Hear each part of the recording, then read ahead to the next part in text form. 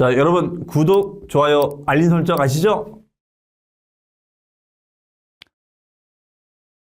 자, 여러분 안녕하십니까? 세브리TV의 김은석 교수입니다. 자, 오늘 이 시간에는 과세 표준이라는 용어가 있어요. 이 부분, 이 용어도 우리가 부동산 세금을 이해하는데 많이 활용되는 그런 용어이기 때문에 여러분께서 좀 잘 알아두시면 좋을 것 같습니다. 그 외에도 자영업에 대한 소득세 개선이라든가 각종 소득세, 법인세 개선할 때도 늘 활용되는 용어입니다. 자, 그러면 이름이 이제 과세 표준, 과세란 말 아실 거고요. 표준이라는 말 많이 쓰잖아요. 표준화됐다. 그러면 표준이니까 기준이죠, 기준. 이걸 의역해서 얘기하면 표준, 즉 과세할 수 있는 기준 금액을 우리는 과세 표준이다라고 정의를 하고 있습니다. 그래서 내용을 보시면 세액산출의 기초가 되는 과세 물건의 수량 또는 가액이라고 되어 있고요.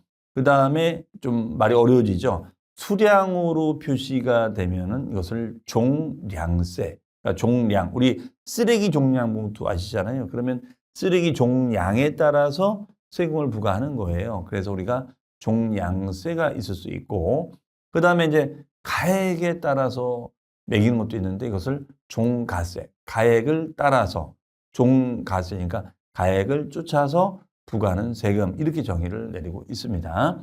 그러면은 이제 이런 거예요. 예를 들어서 만약에 여러분이 자영업을 하신다. 요즘 보면은 이제 무인점을 많이 하죠. 밀키트라든가 무인 편의점이라든가 무인 스터디 카페라든가 참 이런 무인 비즈니스가 코로나 이후에 굉장히 유행을 했고 그 유행이 끝나면 이제 사라질 줄 알았는데 한 번 또 거기에 익숙해지니까 요즘은 이제 우리가 무인 시스템에 익숙해져 있고 또 요즘 키오스크 있잖아요. 그런 거에 익숙해져 있지요. 그럼 만약에 여러분들이 이제 인건비 등의 고정비를 아끼기 위해서 무인점을 운영한다. 그러면 만약에 무인 편의점을 운영합니다. 그럼 편의점 매출이 있을 거 아니에요. 그러면은 이 편의점에 대한 매출이 있겠죠,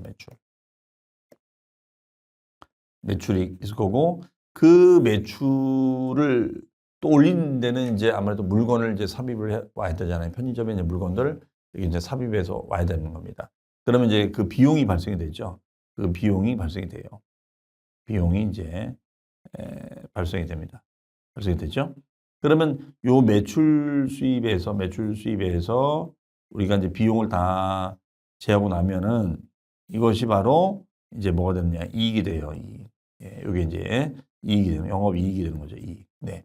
그러면 요 이익에서 이익을 또 줄여주는 각종 소득공제가 있습니다. 네. 소득공제. 그래서 보통 우리가 이제 연말정산할 때 할 수 있는 배우자 공제, 자녀 공제, 보험료 공제, 의료비 공제, 이런 다양한 공제가 있거든요. 이 공제를 다 하고 난 그 금액, 마지막 금액을 이것을 과세 표준이다라고 얘기를 하고 있습니다.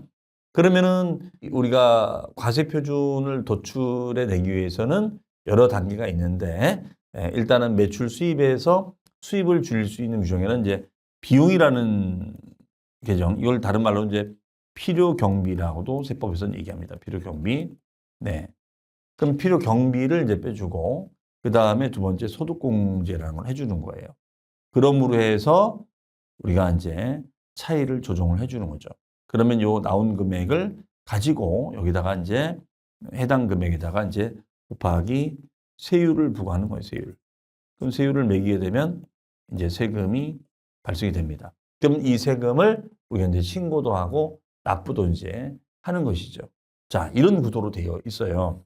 다만 이제 이것이 얼마의 몇 프로, 다시 말하면 과세 표준이 예를 들어서 1억 원 곱하기 10%다.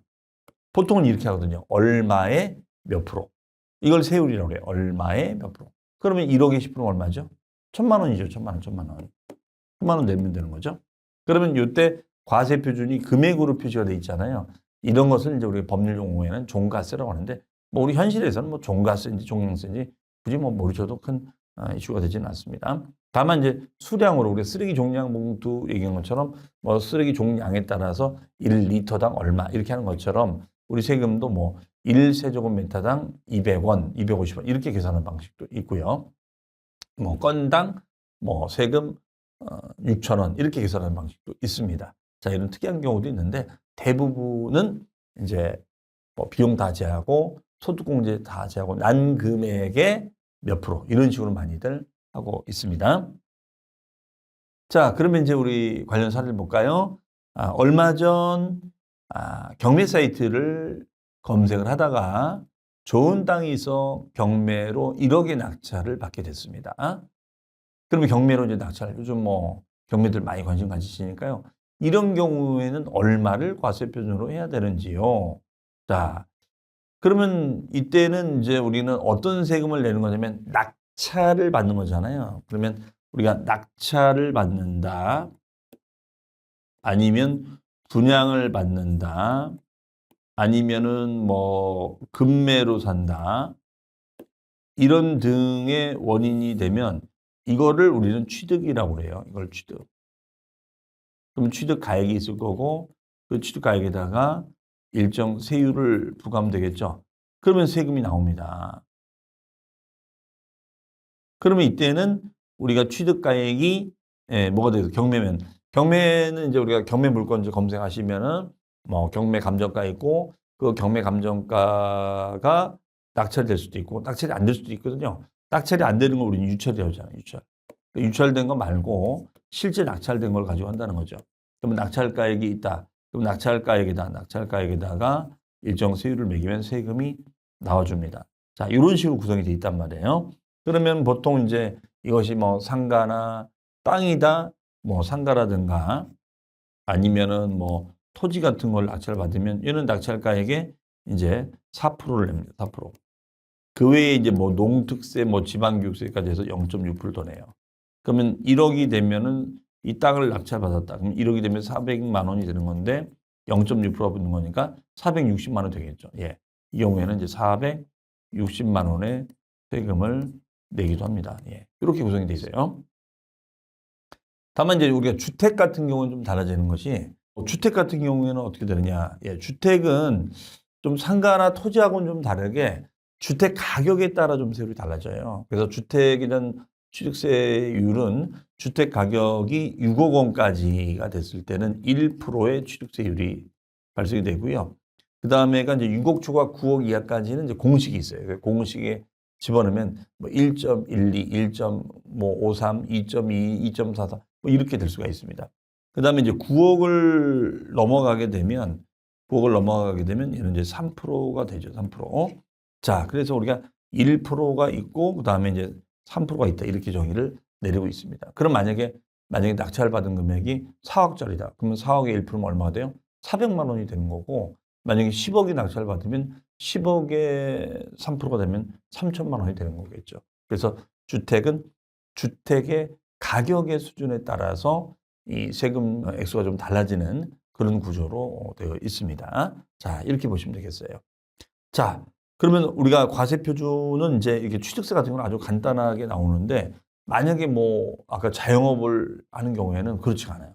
그런 경우에는 뭐 들어온 수입에서 경비 다 제하고 소득공제 다 제하고 합니다. 그래서 우리가 주로 무슨 소득세, 임대소득세 또 만약에 이제 부동산 임대관리회사를 운영하면서 직원을 고용하면 급여를 줘야죠. 뭐 근로소득세 이런 것들은 다 그렇게 좀 여러 공제를 받아서 경비 인정을 받아서 좀 이렇게 계산이 되는 복잡한 구조로 되어 있습니다. 하지만 이런 취득세 같은 경우는 그냥 취득한 금액이 분양가가 얼마인지 경매 낙찰가가 얼마인지 금액가 얼마인지만 알면은 간단하게 계산이 되고 있습니다.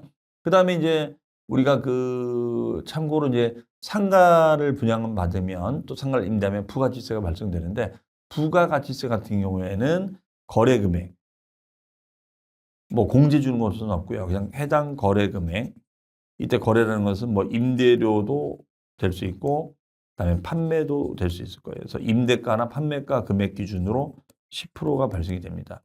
네.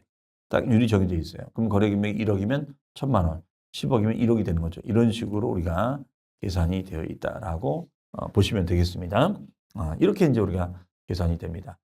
자, 그러니까 어떻게 이렇게 다양한 구조로 돼 있는데 어쨌든 꼭 기억하실 거는 항상 세금을 계산할 때는 뭐에다 뭘 곱한다? 과세 표준에다가 일정 비율 세율을 곱해서 세액을 계산한다. 이게 결론이 되겠습니다. 다만 이것이 이제 금액으로 될 때가 있고 또 수량으로 될 때도 있는 뭐 그런 것이 있는데 뭐 굳이 뭐 종가세, 종량세 이런 용어를 모르셔도 부동산 관련 뭐 공인중개사 시험을 본다거나 뭐 이랬을 때는 좀 아셔야 되는데 뭐 그건 안 실 테니까 일반 뭐 투자 목적이시라면 얼마에 몇 프로. 근데 그 얼마고 할 때는 경비 제하고 소득공제 제하고 이렇게 복잡한 규정도 있다. 이런 말씀을 드리도록 하겠습니다.